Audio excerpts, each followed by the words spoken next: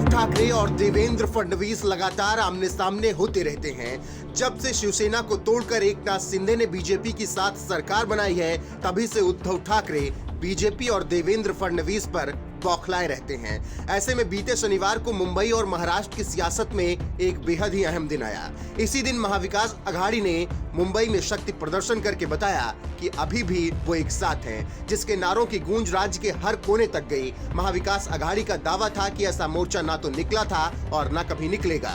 मुंबई के नागपाड़ा इलाके से लेकर टाइम्स ऑफ इंडिया बिल्डिंग तक महाविकास अघाड़ी और अन्य समर्थक दलों ने राज्य की शिंदे फडणवीस सरकार के खिलाफ हल्ला बोल मोर्चा का आयोजन किया।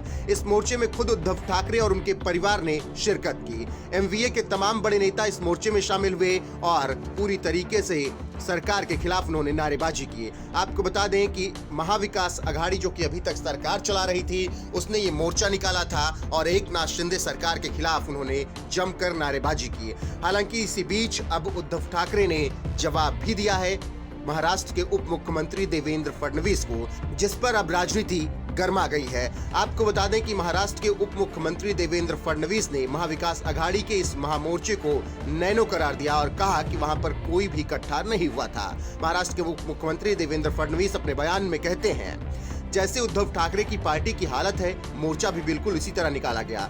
बगावत के बाद उद्धव ठाकरे के पास गिने चुने विधायक और सांसद हैं, उसी प्रकार का यह मोर्चा भी था। 3 पार्टियों के एक साथ आने के बावजूद इतना छोटा मोर्चा निकाला गया। हमने एमवीए नेताओं को यह कहा था कि यह मोर्चा आजाद मैदान में लेकर जाएं। हमें पता था कि वो ऐसा नहीं करेंगे, क्योंकि वो आजाद मैदान का एक कोना भी नहीं भर पाते।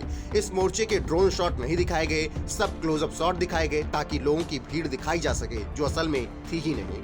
मेरी नजर में यह मोर्चा पूरी तरह से फ्लॉप रहा। जैसी पार्टी है उसी प्रकार का यह नैनो मोर्चा भी था।